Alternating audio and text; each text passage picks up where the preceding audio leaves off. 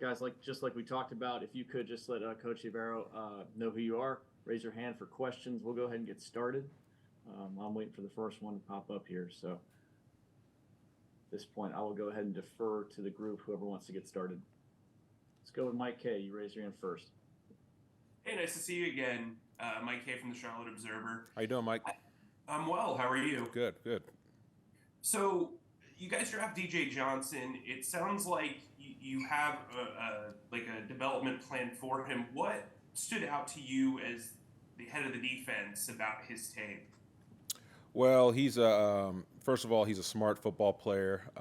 The reports we got back from Oregon, bringing him into the building before the draft, getting to spend some time with him, and a sharp guy. He's got the attributes we're looking for in terms of size, speed, and he plays the game the way we like. So just a lot of good things. But like all rookies, he's got to adapt to this league. He's got to figure out the speed of the game, and he's got to learn our defense. So.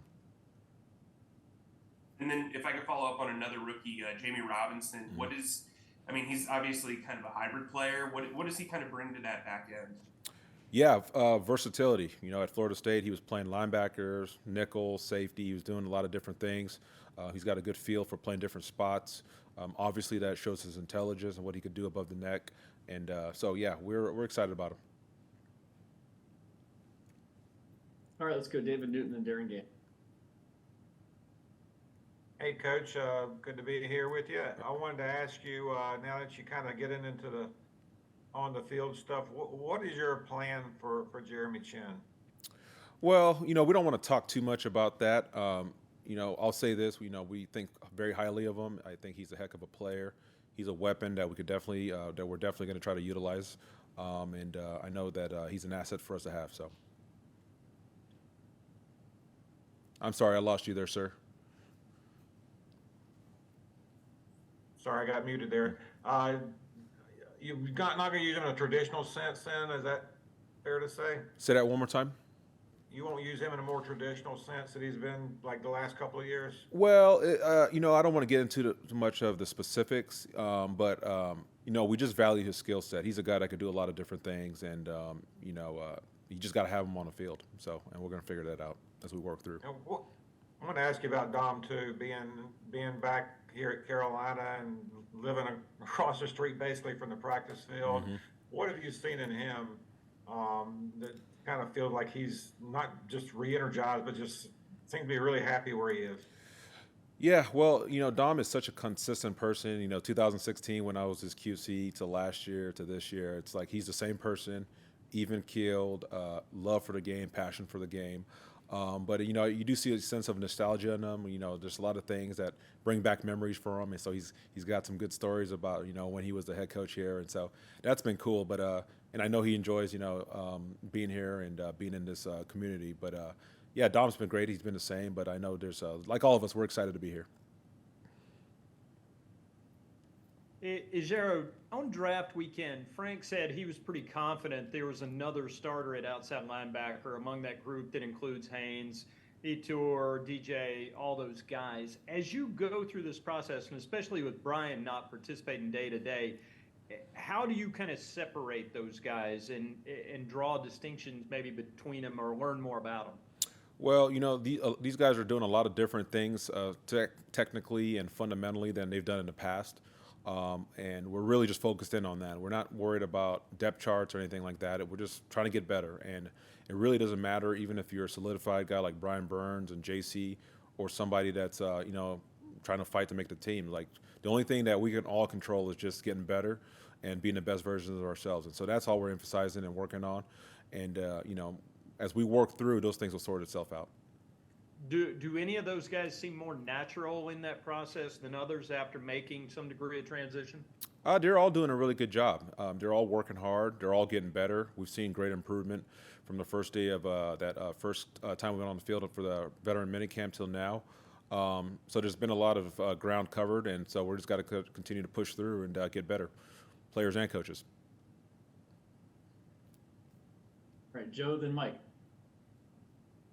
Hey, Ejiro. Good to see you. Thanks for doing this. How you doing, Joe? I'm doing great, man. I appreciate it. Darren stole my question. So I will ask you about undrafted free agent bumper pool, and I don't know. I don't know if you watched much tape of him before the draft, or is he a guy that has a chance? Yeah, I mean he was a very very productive player in college, and so far he's came in and done a nice job.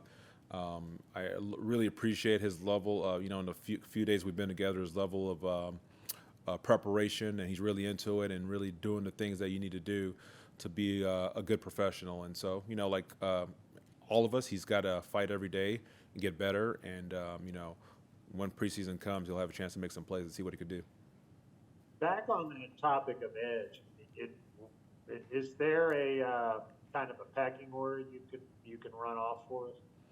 No, not really. We got Mr. Burns, and then we got a bunch of guys that are fighting and clawing and doing a heck of a job.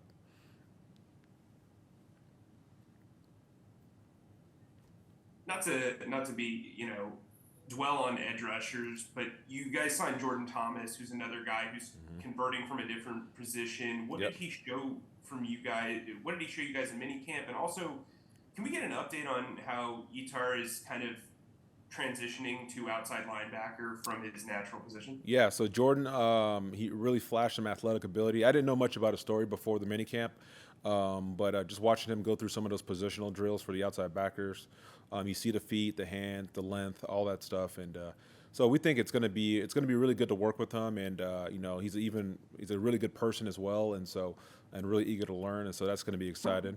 And then in terms of Ejiro, he's doing a heck of a job. He's just like a lot of our guys and most of our guys from the first day we were on the field to now. You've really seen a lot of growth, and he'll continue to work through it. And but we're really happy with the progress he's making. Thanks. David? Mike, you saying me, Ryan? You broke up. Yeah, David, go ahead. I'm sorry. Yeah, I wanted we've been asking so many questions about Bryce. I know he's on the opposite side of the ball, but from your perspective, watching him as a defensive coordinator, what does he bring to the table that makes it tougher for a guy like you to game plan for? Well, out on the practice field, he's got command, he's got presence. You see this in a lot of players that are high achievers, is that it doesn't look like he's straining or it's too hard. So that's been promising to see in person. And so many of these players that we are scouting out of college are coming from the SEC, and so got to watch him quite a bit. And he's done a heck of a job his whole career, and you can't deny the production and at the level he did it at. And but like all the rookies, he's got to come and do it at this level. And I know he's excited about that challenge. But he's a guy that he thinks going to really could cause some defensive coordinators around the league some nightmares, or? I certainly hope so. Joe, go ahead. Ejiro, what with COVID and transfer portal and all this, we're seeing some older guys kind of come in as rookies now, including a couple on your side of the ball. Has it does it change at all how your evaluation, one, of those guys, and then two, how quickly you might get them on the field? Not really. You see guys. I think the biggest takeaway is that guys are just not in one place as much as you used to see. So sometimes in your scouting process, you might be looking over a couple of seasons at 2 different schools or 3 different schools in some cases. But no, it doesn't really change our approach.